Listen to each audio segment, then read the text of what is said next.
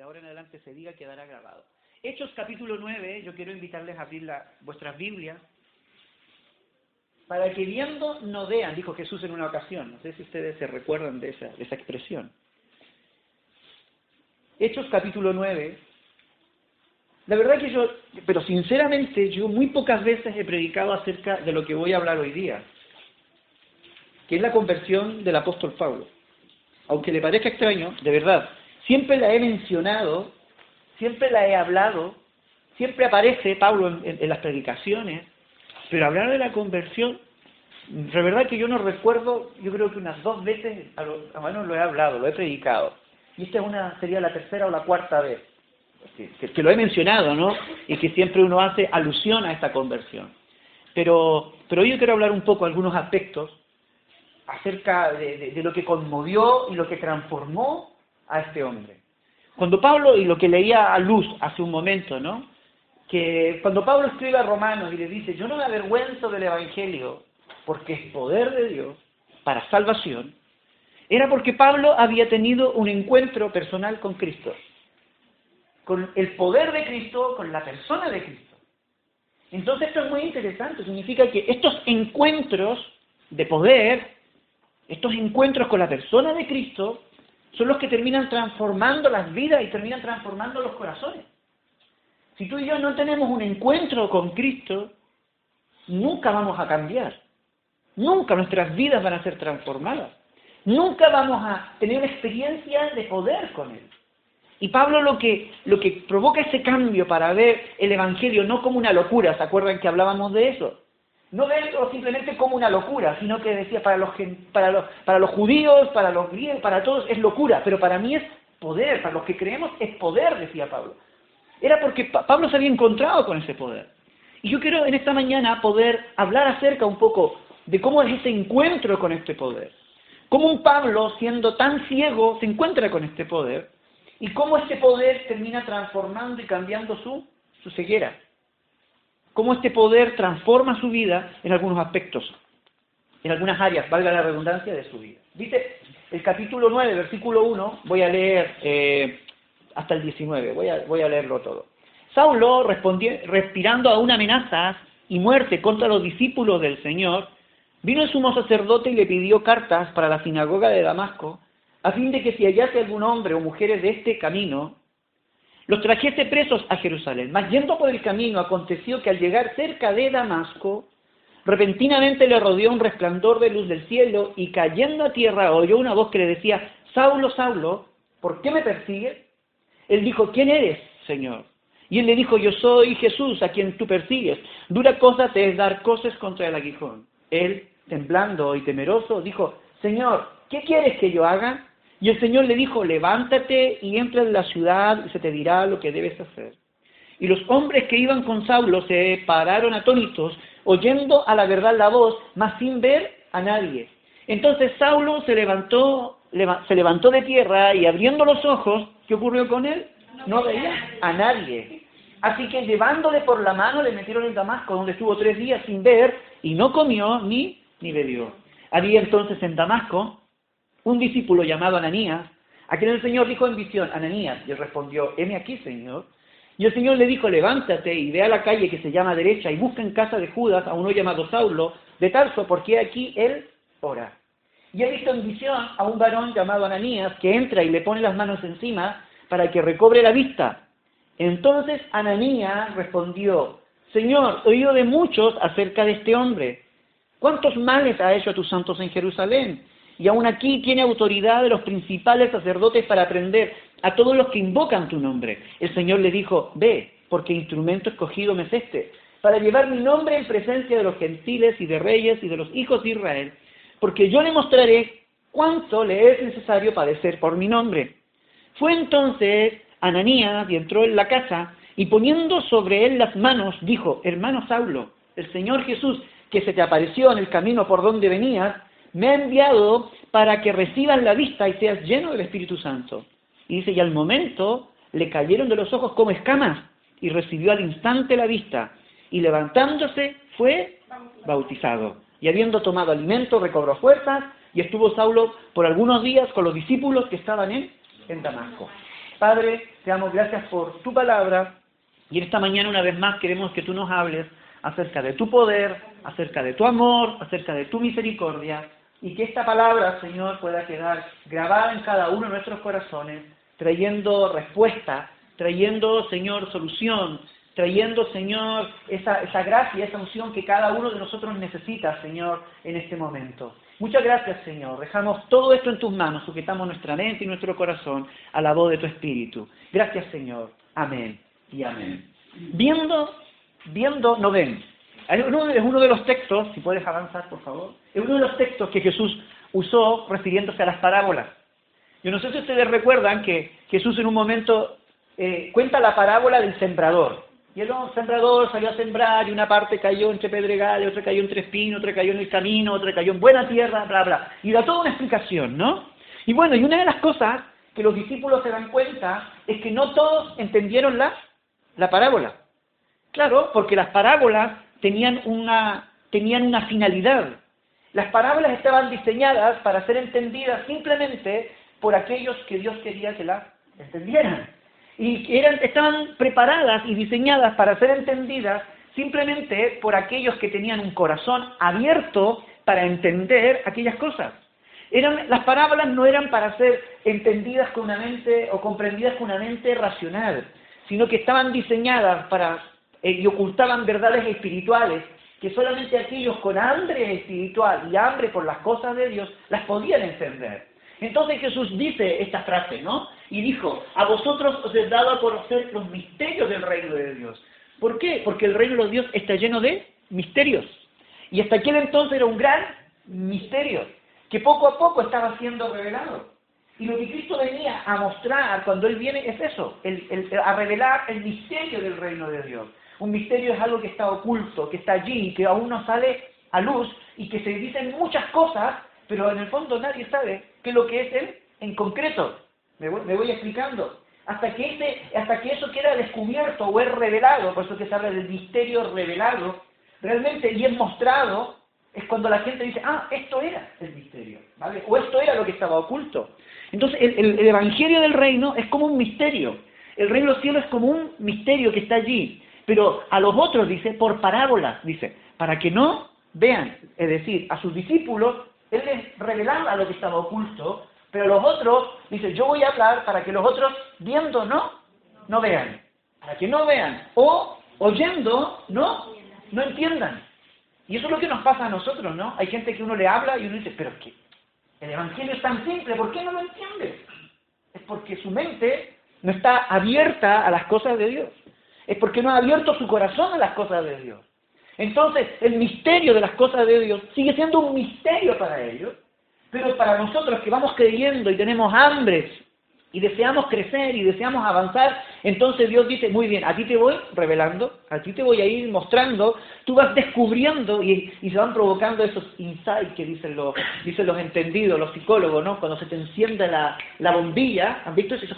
Ahora lo entiendo, ahora lo veo, antes no lo veía, ahora lo comprendo, ¿no? Vamos como despertando a cosas nuevas y es muy bonito porque esos misterios o esas cosas que tal vez para otros dicen, esto es locura, para nosotros es todo un aprendizaje, todo una aventura, todo es llamativo, todo es hermoso y vamos entendiéndolo y lo vamos comprendiendo. Entonces Jesús entendía de que había gente que viendo no iba a ver y que escuchando no iba a entender, no lo iba a entender. Por mucho que le hablaban, no lo iba a comprender. Y por mucho que vieran, lo tuviesen aquí, frente a su nariz, no lo iban a ver. ¿Vale? Entonces, por ahí va un poco esto. Jesús hablaba de eso, de que viendo, pero no ven. Y sigo un poco a modo de introducción. ¿Por qué la gente viendo no ve, u oyendo no entiende? ¿Por qué? ¿En qué estaba basada esa ceguera o en qué está basada esa privación del entendimiento? En primer lugar, en el caso del apóstol Pablo, él veía muchas cosas, era un doctor en teología, podríamos decirlo, era un hombre que manejaba las escrituras al revés y al derecho, sabía perfectamente, pero había algo en él, había una mezcla de fanatismo e ignorancia. Era una persona tan celosa por lo que él creía, y atacaba y seguía todo lo que no estaba de acuerdo a lo que él había conocido, pero inmediatamente, como él no lo conocía, era un ignorante en aquellas cosas. Él dice que iba siguiendo a los del camino, a los que profesaban el camino. Luego hablaremos del famoso el camino, ¿no?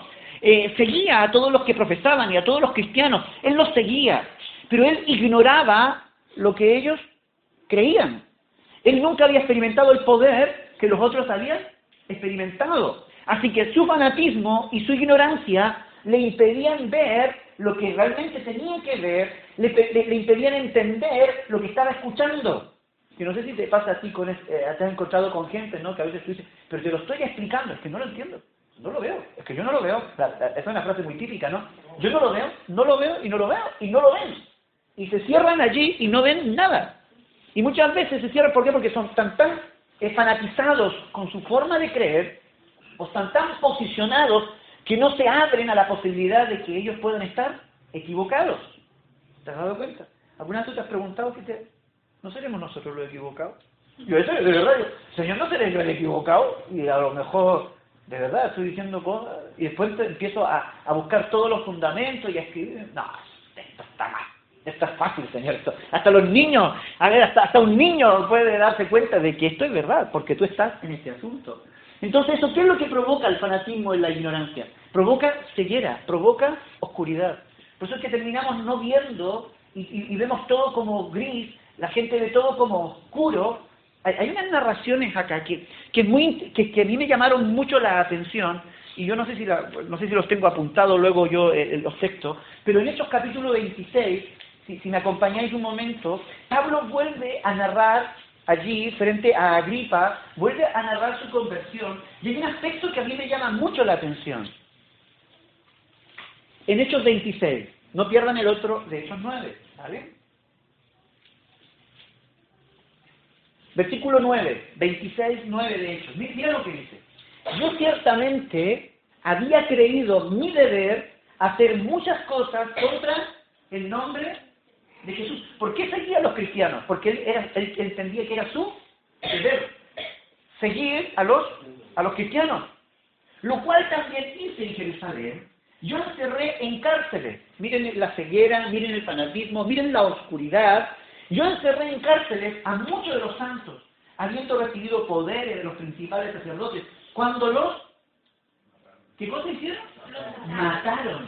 Es decir, no era simplemente una persecución ideológica, no era una lucha filosófica, no era una lucha simplemente de pensamientos. Él era un hombre de armas tomar. Si había que matar a alguien, él no tenía problema en que ese otro muriese por la fe que estaba llevando, ¿no? Y di mi voto. Y muchas veces, dice, castigándolos en todas las sinagogas, dice, los forcé a blasfemar.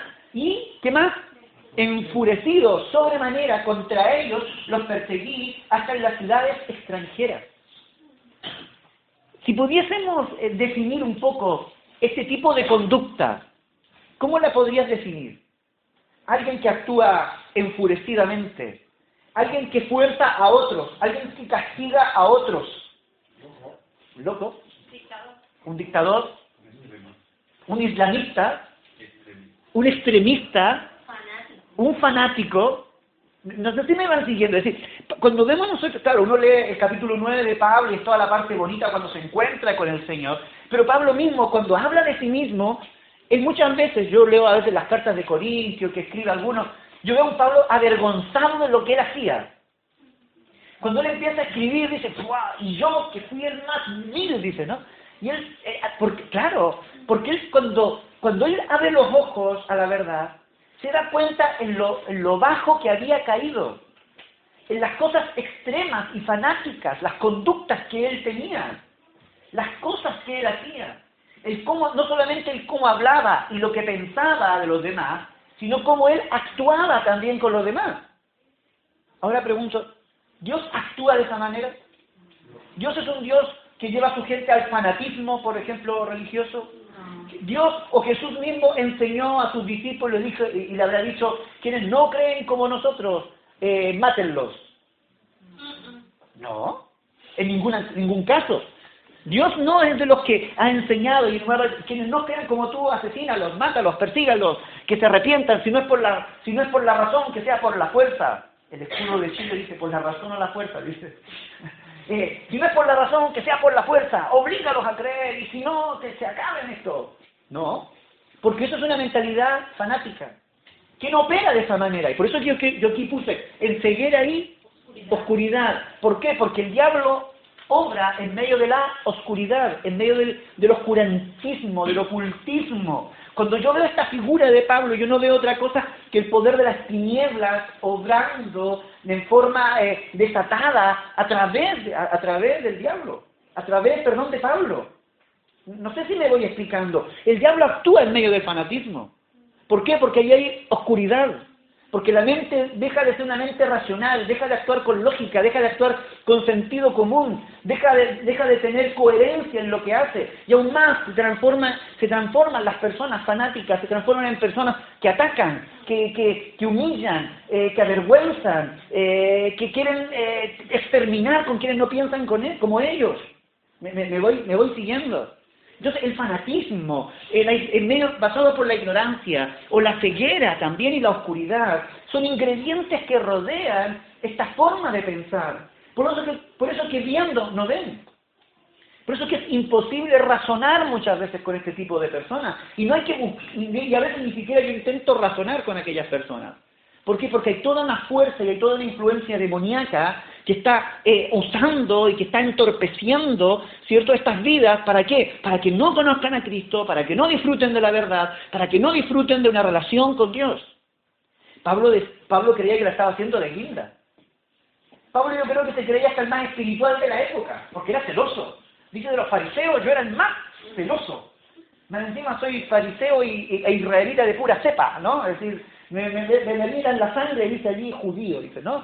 Me da el color de la sangre, soy de la casta allí, ¿no? Y él se sentía arrogante y orgulloso por lo que era. Pero eso no tiene nada que ver con lo que Dios que estaba programando en su vida, ¿no? Entonces, ¿por qué no veían entonces? Claro, no ven porque ese fanatismo y esa oscuridad se basa en esos prejuicios. ¿Por qué? Porque no ven porque no quieren escuchar. Tú quieres hablarle a alguien y no quiere escuchar. No ven porque no reconocen la evidencia. Hay evidencia frente a sus ojos, pero la gente es imposible de que lo pueda ver.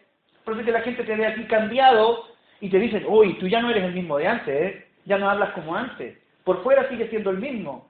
Te siguen faltando los mismos pelos, pero por dentro eres diferente, ¿no? Que hay algo en ti, pero no dan el paso a cambiar, porque hay una ceguera, porque hay una oscuridad muchas veces, y otras veces hay un fanatismo que les mantiene allí atados para no dar los pasos para creer y para confiar en el Señor.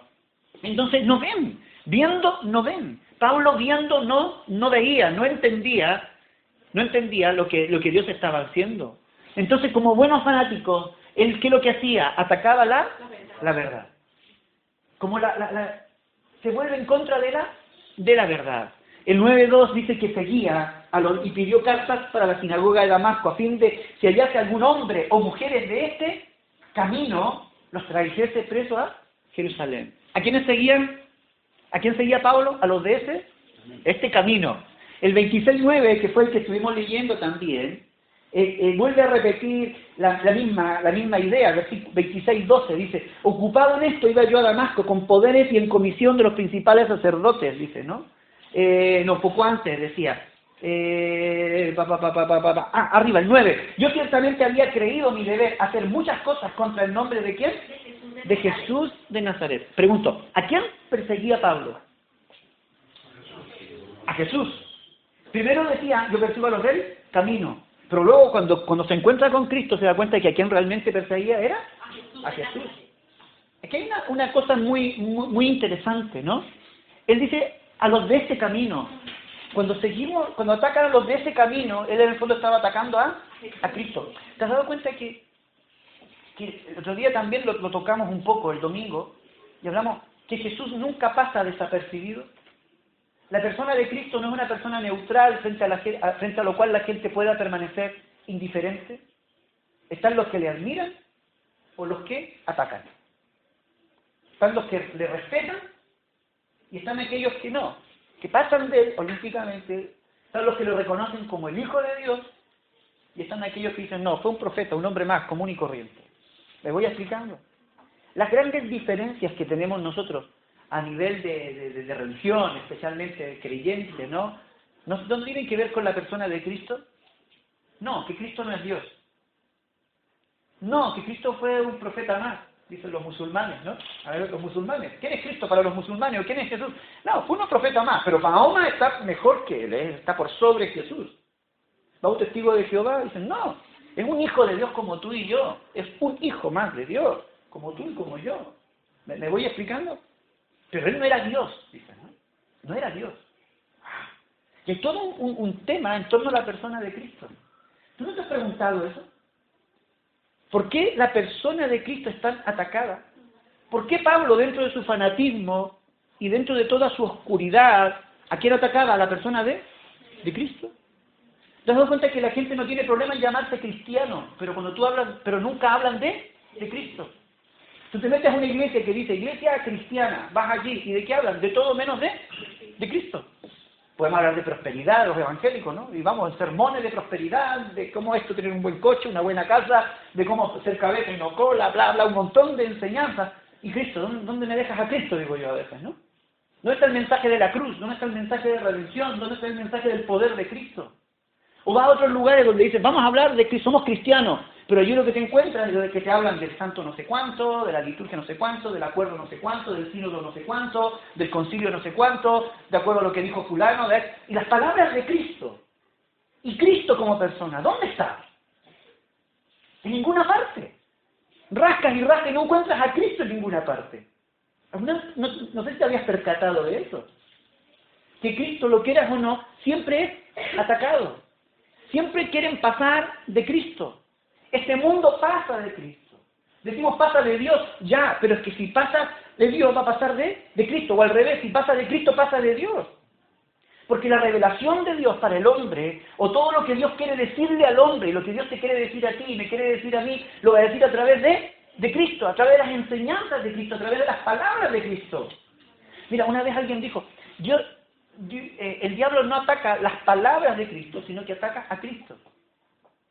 ¿Te has dado cuenta que hay muchas frases, especialmente en Facebook, hay muchas partes bonitas, ¿no? ¿Qué sé yo? Ama a tu prójimo como a ti mismo.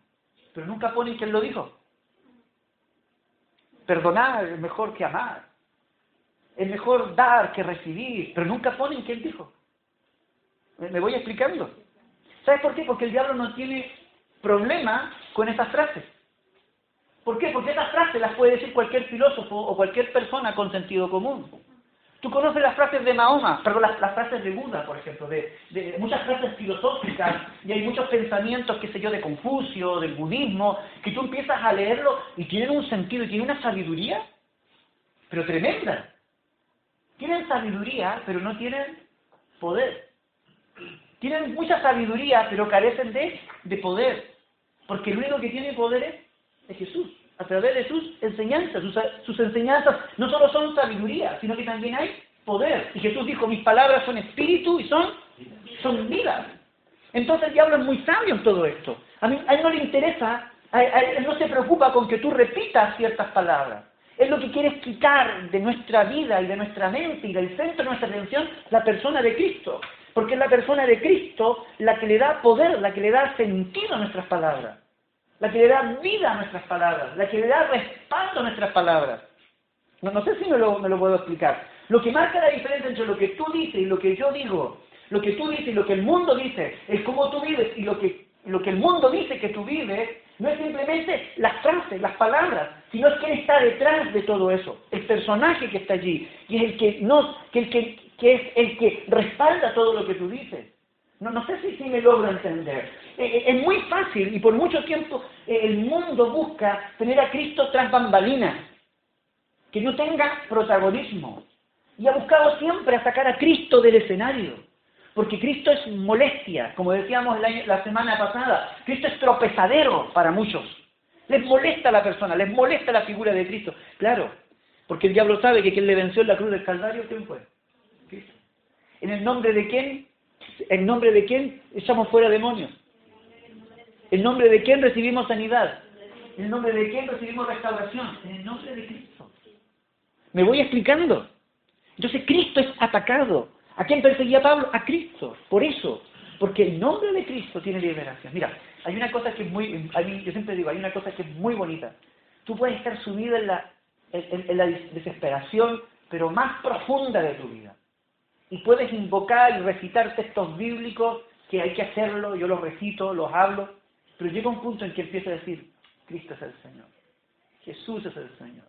Y empiezo a nombrar el nombre de Cristo, y hay una liberación que se empieza a provocar. Me voy explicando. ¿Por qué? Porque los demonios saben que Él le ha vencido en la cruz del Calvario. Los demonios saben quién es el que tiene autoridad sobre ellos.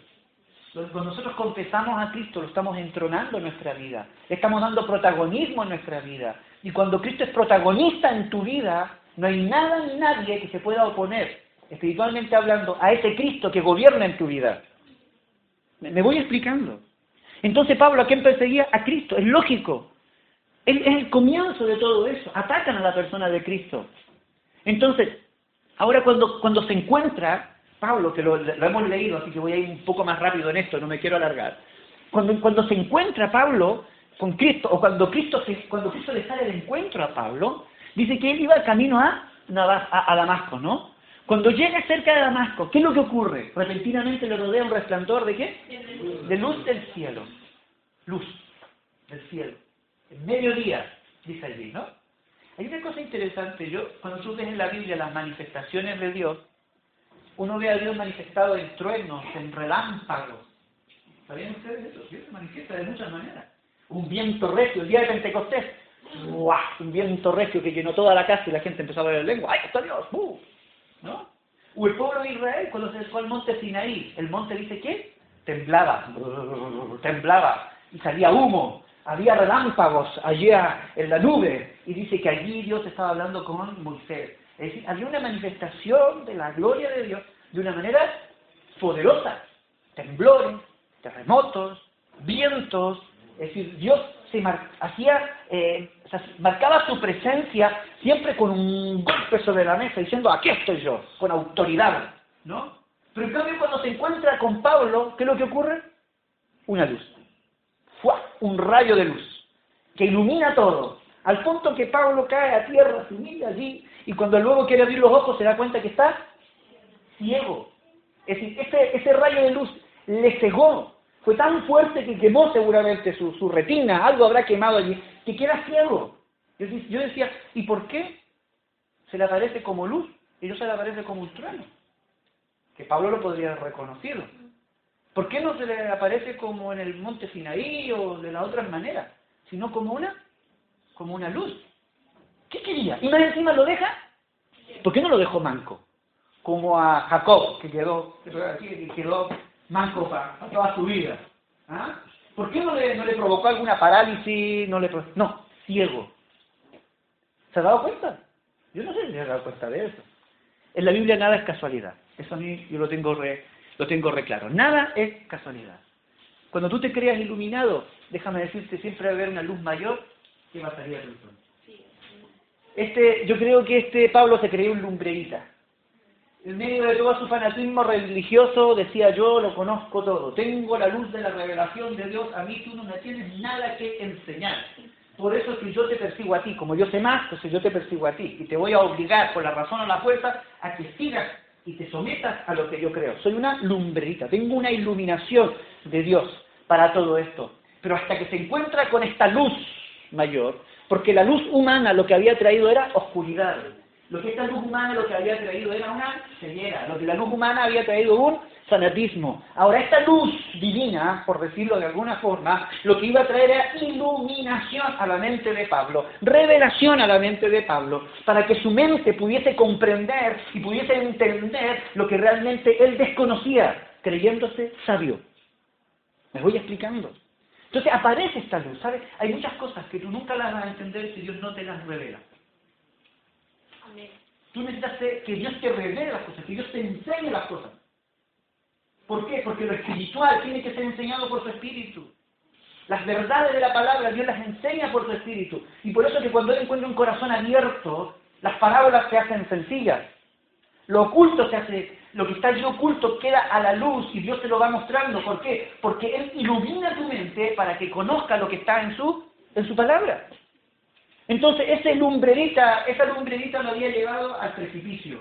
Esa lumbrerita que él tenía y toda esa luz humana con la que él quería comprender y conocer a Dios, estaba acabando con él. Y Dios dice, aquí hay una luz mayor. Dios se le revela en una luz, porque la luz del Evangelio, la luz de la revelación, iba a ser mayor que todas las otras luces que él podría haber conocido en su momento. Cuando tú llegaste al Evangelio, lo primero que empezaste fue que tu mente se abrió y comenzaste a entender la palabra. Tal vez no te acordabas de los personajes, pero al menos vas entendiendo los principios. Aquellas cosas que un día te agradaban, luego te molestaron, porque empezaste a entender el daño que aquellas cosas te estaban provocando. ¿Qué provoca eso? La luz del Evangelio, a través de la palabra que el Evangelio va provocando en tu vida. Entonces, esta luz mayor, tuvo que Pablo encontrarse con una luz mayor que la luz que él tenía, y que la que él creía tener, que lo había llevado a la oscuridad. Esta luz lo iba a llevar a la verdadera luz, a la presencia de Dios. Otra cosa muy interesante que aquí vemos nosotros es que cuando cae a tierra, sigue, él se encuentra ¿con quién? Con la persona de Cristo. Él pensaba que seguía una religión. No, él estaba persiguiendo a Jesús. Estaba persiguiendo a Jesús. Iba en contra de Jesús, se estaba oponiendo a Jesús. Por eso que él le dice, yo soy Jesús a quien tú persigues, chaval. Tu lucecita, esa luz, te tenía ciego y no eras capaz de ver lo que había atrás de todo esto. Tú estabas viendo lo humano, tú estabas viendo allí hasta donde llegaban tus ojos, pero no eras capaz de verme a mí en este asunto. ¿Sabes? La visión humana nos impide muchas veces de ver las cosas de Dios. Por eso que no la entienden, porque está la mente cegada, la mente está entenebrecida, la mente está llena de fanatismo, humanamente hablando. Pero esta luz lo que quería era mostrarle realmente hacia quién estaba haciendo las cosas. Entonces ahí él entiende, una luz que le enceguece. ¿Y qué es lo que busca esa ceguera? Es poner en evidencia su verdadera ignorancia. Tú eres un ignorante, tú dices que ves, pero no ves nada. Tú dices que entiendes, pero no entiendes nada. Tú dices que ves a Dios, pero no ves a Dios. Tú hablas en nombre de Dios, pero ni siquiera le conoces. Tú persigues a unos que están haciendo el bien, creyendo que estás haciendo justicia. Ciego y guía de ciegos. ¿Se acuerdan de Jesús cómo hablaba a los fariseos? Decía que eran ciegos, guías de ciegos, ¿no? Y que si un ciego guía a otro ciego, ambos iban a caer al hoyo, decía, ¿no? Ambos van a caer allí al hoyo. ¿Por qué? Porque estaban ciegos. Esas escamas sobre sus ojos, esa ceguera, esas escamas que luego caen, simplemente era una evidencia física del problema interno que tenía Pablo. Pablo, estás ciego. Y no solamente hay una ceguera física, hay una ceguera del alma, hay una ceguera espiritual. Jesús en una ocasión había sanado a un hombre que estaba ciego, eso está en Juan, si no me equivoco. Y si alguien lo encuentra más rápido que yo, aquí está. No me han ganado, lo he encontrado yo. Capítulo 9. Jesús sana a un ciego que estaba ciego de nacimiento. Y lo hace un día de reposo. El día que se le ocurre a él sanar. Era una bofetada para los judíos en aquella época. Y todo el problema fue porque lo sanó un día de reposo. Y hubo toda una confusión porque Jesús lo había sanado. ¿Me voy explicando? Entonces, cuando uno ve eso de la ceguera, uno dice, vale, esto, bueno, sanó un ciego. No, lo que pasa es que ese ciego se transforma en una lección luego para los religiosos de aquella época que creían que veían. El capítulo 9, versículo 35, oyó Jesús que le habían expulsado al ciego. Y hallándole le dijo, ¿crees tú en el Hijo de Dios? Respondiendo él, les dijo, ¿quién es, Señor, para que crean en él? Les dijo Jesús, pues le has visto y el que habla contigo él es. ¿Y qué es lo que dijo el ciego, que ahora ya veía? Creo, Señor, y le adoró. Dijo Jesús, para juicio he venido yo a este mundo, para que los que no ven, ¿qué cosa? Vean. ¿Quiénes son los que no ven? Los ciegos. ¿Cierto? Claro, los que no ven, los ciegos que no ven. Pero estos ciegos, o este ciego, no había sido cegado por la religiosidad, no había sido cegado por la arrogancia. No era un ciego que estaba ciego por el fanatismo. Era un ciego que vivía en la ignorancia, simplemente, y reconocía su ignorancia. Y ahora recobraba la vista, ¿no? Y los que ven sean y los que ven sean cegados. ¿Te das cuenta? Es decir, Pablo, que se creía ver, Dios, ¿qué es lo que lo deja? ¿Cómo lo deja? Ciego. Y para que los que vean sean cegados. Por eso que los religiosos de aquella época estaban siempre confundidos. Mire lo que dice luego. Entonces algunos de los fariseos que estaban con él al oír esto le dijeron, ¿acaso nosotros también somos ciegos? Jesús les dijo, si fueras ciegos, no tendríais pecado. Mas ahora, porque decís, vemos, vuestro pecado te permanece. Como tú dices, y vas de chulito por la vida, ¿no? Diciendo que lo conoces todo, bueno, eres pecador. Eres un ciego. Se lo dijo en su cara. Claro, porque estaban cegados y eran incapaces de reconocer a Cristo, de reconocer la labor de Dios, de reconocer el poder de Dios, el mover de Dios. Eran incapaces de relacionarse realmente con Dios y ser testigos de Dios y hablar del amor de Dios y dar ejemplo de lo como Dios quería que diesen ejemplo.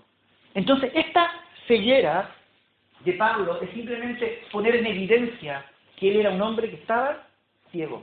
Pablo, el verdadero ciego eres tú. Los fanáticos no son aquellos a quienes tú estás persiguiendo. Tú eres el fanático. Tú eres el que tiene un problema. Tú dices que ves, pero no ves. Estás ciego. ¿Vale? Ahora, siempre Dios va jugando como en dos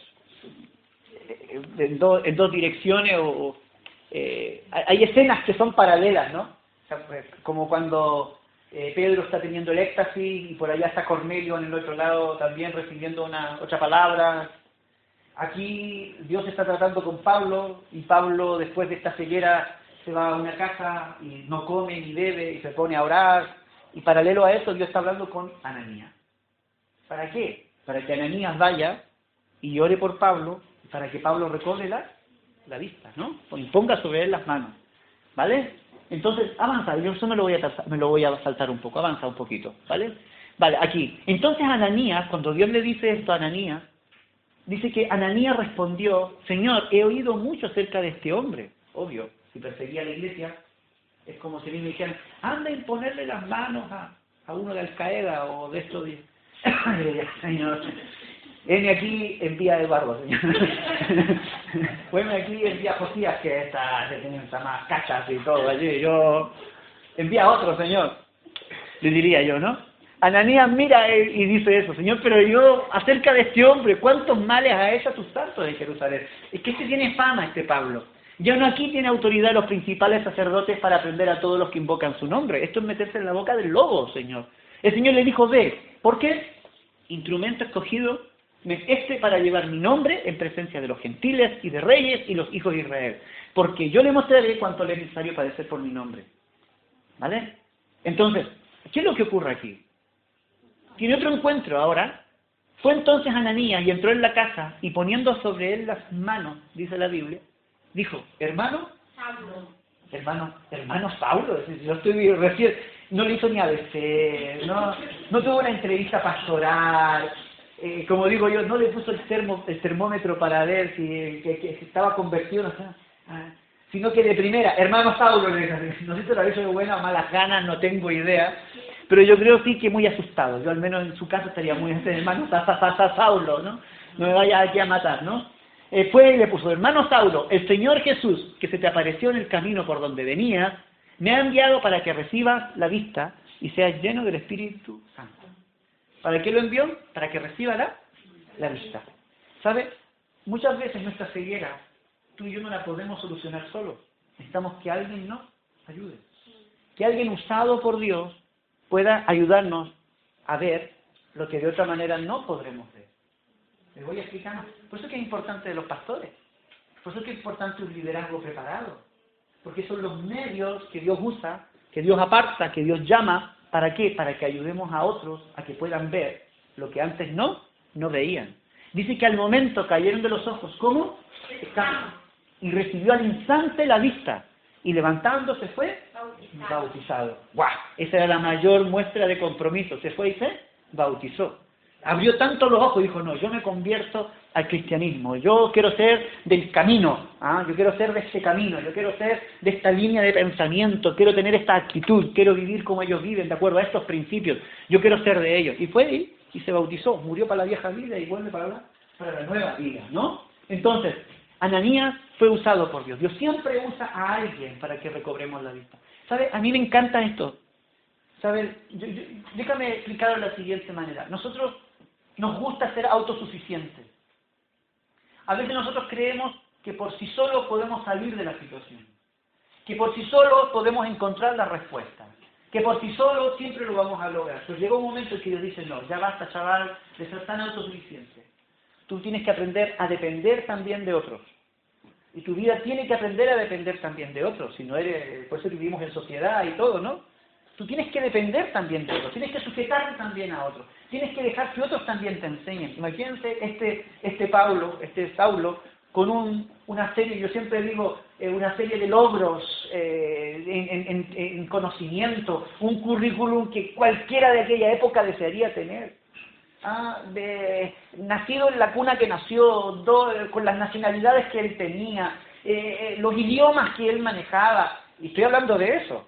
Ahora, la teología que él conocía, la preparación que él tenía, era un tipo intelectual, era un tipo pero que podría decir, él por sí mismo podría autoenseñarse. Pero no, Dios dice, no. Si quieres ver, tú necesitas a otro que te ayude. Y esto fue un acto de humillación. Poner su cabeza para que otro imponga las manos y reconocer que necesitaba la ayuda de otro hombre que Dios usara para poder bendecirle, fue un acto de humillación. Todos nosotros necesitamos que alguien nos ayude. Y tenemos que sí o sí aprender esa lección. Nosotros no podemos sacarnos las castañas solos del fuego.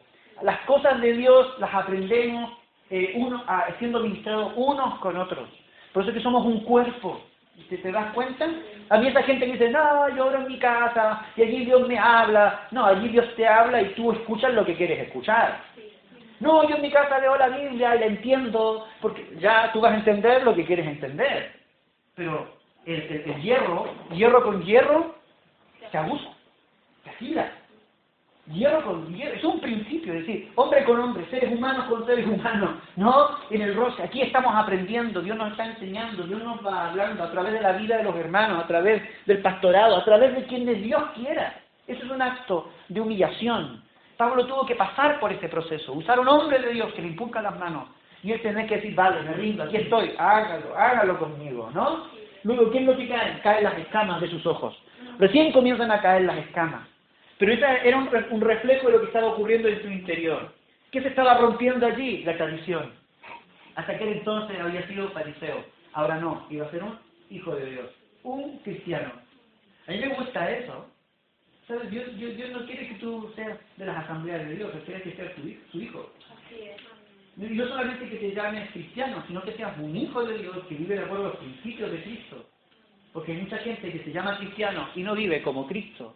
La tradición, cayó la ceguera de la ignorancia, más ahora mis ojos te ven, como dijo Job, ¿no? Ahora por fin te veo, ahora lo veo, ahora veo a Cristo, ahora veo a Dios, ahora veo, lo tengo clarísimo, ¿no? La ceguera, la escama del fanatismo, que no me permitía ver con claridad la situación, con objetividad, sino estaba ciego, a veces la Biblia usa el término emborrachado también allí, ¿no? Allí cegado, sin conciencia de lo que estaba, libre de los prejuicios, y usted puede añadir allí cuántas escamas, o cómo esas escamas reflejaban una serie de situaciones personales, íntimas, que caen en ese momento. Ahora, este encuentro tenía un propósito. ¿Para qué Dios quería que Pablo viera? ¿Para qué quería Dios que Pablo pudiese entender y recuperar la vista? ¿Para qué? Ahora me acordé que hay agua. ¿Para qué? Para que haga la obra. ¿Para que haga la? Para que haga la obra. ¿Sí? ¿Seguro? ¿Solo eso? ¿Sí? Bien. Mira, aquí hay dos cosas. Yo veo dos cosas muy simples. Para llevar el nombre de quién. ¿El nombre de quién? ¿El nombre de quién? ¿Quién atacaba? ¿A qué estaba atacando Pablo antes? A Cristo. El nombre, recuerden siempre de eso. El nombre de Cristo. El nombre de Cristo. Y ahora este nombre que él atacaba, el nombre por... A ver, tenemos que entender esto. Hay un título que recibe Dios en el Antiguo Testamento, y es Jehová Nisi, si no me equivoco, estandarte. El estandarte es un emblema que muestra ¿cierto?, al enemigo por quien yo estoy luchando, o la familia por la cual yo estoy luchando, o la causa por la cual yo estoy luchando, el país por el cual yo estoy luchando. Así como los jugadores, mi mujer me va a retar porque ahora recuerdo, los jugadores que ponen una camiseta del país al que pertenecen, me voy explicando, porque representan ese país.